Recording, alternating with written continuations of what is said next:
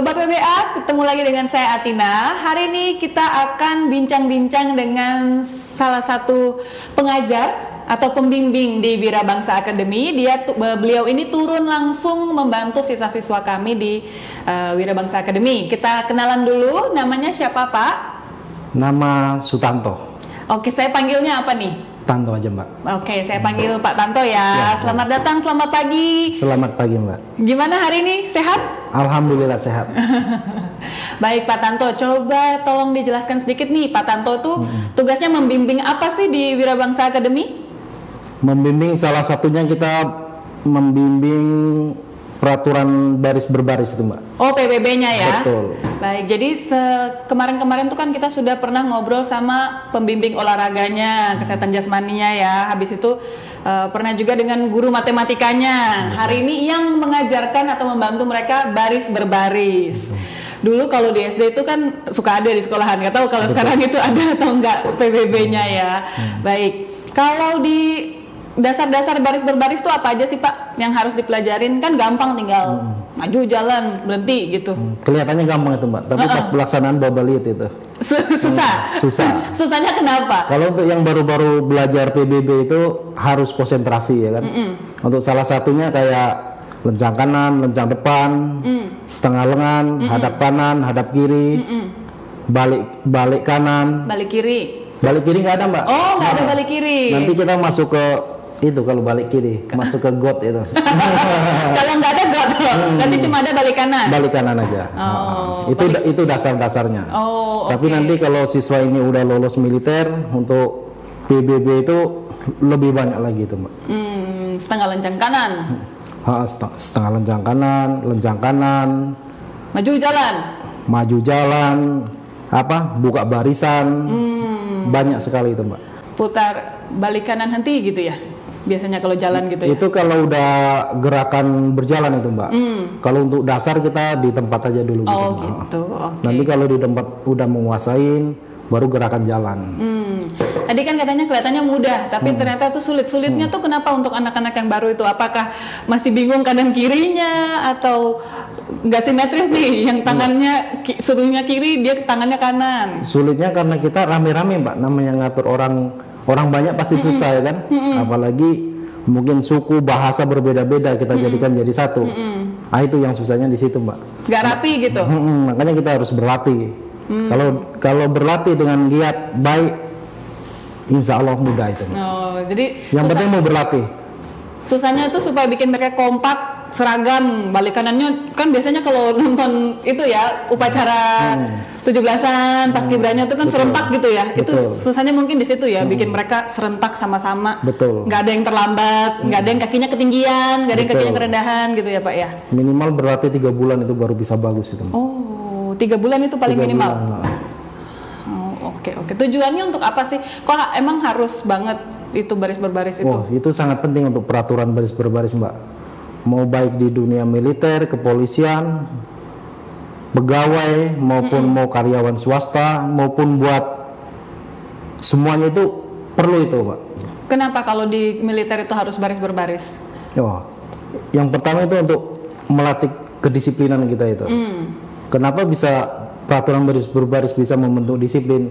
Karena membentuk karakter jiwa kita Mbak. Bisa kompak, bisa sesama teman kompak itu dari baris berbaris itu Mbak. Kekompakan, terus Betul. mungkin mendengarkan arahan gitu ya. Betul sekali itu. Tangkas nggak nih? Betul sekali itu. Oke. Kalau pas sudah bergerak nih, kalau di Wirabangsa kan mereka diam di tempat. Tapi Pak Tanto pernah ngajarin yang sampai harus jalan kayak gitu. Baris-barisnya jalan, kayak tadi maju jalan atau hanya ngajarkan di Sudah Mbak. Wirabangsa?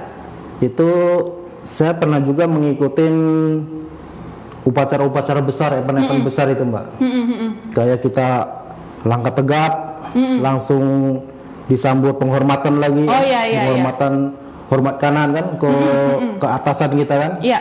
Nah, itu salah satunya gerakan berjalan ditambah dengan gerakan-gerakan lagi tuh Mbak. Nah itu caranya menyamakan tempo supaya semuanya tidak ada yang kecepatan, tidak ada yang kan kalau nggak salah juga kakinya tuh harus sama rata gitu kan, nggak ada yang ketinggian. Menyamakan temponya tuh gimana melatihnya? Oh banyak sekali Mbak, itu harus latihan keras ini Mbak. Salah Satu contohnya deh. Salah satunya kompak. Tapi kompak nggak dihitung ya kan? Tapi menghitungnya dalam hati Mbak. Misal kayak kita lagi berjalan, terus berubah ke langkah tegap, disambut lagi ke hormat kanan kan, ke atasan kan, hormat kanan, itu kita hitung. Hitungannya gimana tuh, Pak? Hitungannya dalam hati. Tapi sebelum dihitung itu udah kesepakatan nih. Pas berlatih itu kesepakatan. Misal kita lagi jalan, lagi langkah tegap, hormat kanan, gerak. Itu ada hitungannya Mbak. Hormat kanan. Salah satu peserta ini menghitung dalam hati. Misal hitungannya 1, 2. Nah, baru bisa kompak itu Mbak. Jadi 1, 2 langsung hormat gitu ya. Betul. Mau pas pelaksanaan, mau pas tegaknya, begitu pakai hitungannya itu. Kayak itu ya, kayak lomba orang jalan itu. Biasanya di 17-an tuh ada tuh kayak gitu. Betul, Jadi, betul. seperti itu supaya kompak, ada yang kasih kode terus mereka hitung dalam hati gitu ya. Betul sekali itu. Oke, jadi disepakatin. Disepakatin. Jadi nggak ada aturan bakunya nih. Nggak ada. Oh, oke.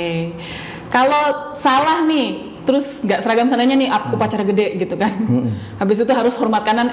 Dia terlambat, yang satu terlambat atau yang satunya malah nggak hormat gitu. Ada hukumannya atau gimana tuh Pak biasanya? Kalau untuk hukuman nggak, tapi yang salahnya harus segera menyesuaikan ini Mbak. Misal dia mau hormatkan, tapi dia hadapnya ke kiri gitu kan, langsung aja menyesuaikan aja Mbak. Langsung curi menyesuaikan gitu, langsung cepat gitu. Tapi pernah nggak Pak Tanto ada muridnya melakukan kesalahan atau Pak Tanto sendiri waktu ikut baris berbaris nggak sengaja salah, kurang tempo atau salah gerak? Kalau untuk latihan banyak Mbak kesalahan. Makanya kita harus matang kan, harus sering, harus berlatih terus. Kalau memang salah kita ingatkan. Bila perlu ada tindakan biar dia ingat Mbak. Iya. Kalau di acara gede pernah nggak Pak? Di acara resminya ada upacara, anaknya ternyata salah nih, ada kesalahan. Pasti ada Mbak, karena nggak ada yang sempurna kan. Betul, kalau udah kayak gitu gimana Pak? Setelah itu apakah ada tindakan? Kalau event-event besar itu kan diambil Mbak, diambil juara yang terbaik ini. Gitu ya. Paling kalau ada yang kesalahan, tadinya mau juara 1 jadi juara 2 gitu Mbak. Tapi yang salah, yang fatal sampai yang kayak tadi mau harusnya ke kiri dia ke kanan gitu. Selama Pak Tanto pegang belum ada ya Pak ya? Belum. Berarti jago, berarti pelatihnya bagus. Makanya muridnya juga oke. Alright. Kalau instruksi dalam baris berbaris itu apa aja Pak? Instruksi dalam baris berbaris itu, kalau dari pelatih intinya tekankan ke peserta itu selalu konsentrasi Mbak. Konsentrasi, mendengarkan arahan dari pelatih, tidak ada yang lamun. Dengarkan perintahnya apa, laksanakan. Itu insya Allah udah bagus itu Mbak. Latihannya sendiri tuh udah berapa lama sih Pak? Dalam satu hari berapa jam untuk baris berbaris sendiri? Untuk baris berbaris itu minimal 2 jam, tapi setiap jamnya dikasih waktu istirahat Mbak. 1 jam berlatih, 1 jam misal 1/4 jam istirahat, 1 jam berlatih lagi. Gitu. Dengan target paling tidak selama 3 bulan itu sudah tercapai gitu ya Pak. Tapi untuk dasarnya itu Mbak, hanya dasarnya saja. Hanya dasar itu. Kalau untuk yang udah profesional kayak militer itu dari pagi sampai sore itu. Oh, seharian latihannya. Setiap hari itu Pak? Setiap hari. Oh, apalagi yang sudah masuk ke drum band itu juga ya Pak ya? Betul. Kayak gitu. Sama 5 Oktober itu Mbak, itu dulu kita latihan di Tol Cijago. Sebelum Tol Cijago jadi itu, kita berlatih di situ tuh Mbak, selama 3 bulan. Jadi langkah tegap jalan sampai berdiri itu, misal upacara itu 2 jam. Kita diuji itu setiap hari itu berdiri itu 4 jam. Jadi setiap hari dites. Berdiri diam aja, nggak melakukan apa-apa. Diam. Kayak penjaga di Istana Negara gitu, berdiri aja. Berdiri aja gitu, Mbak.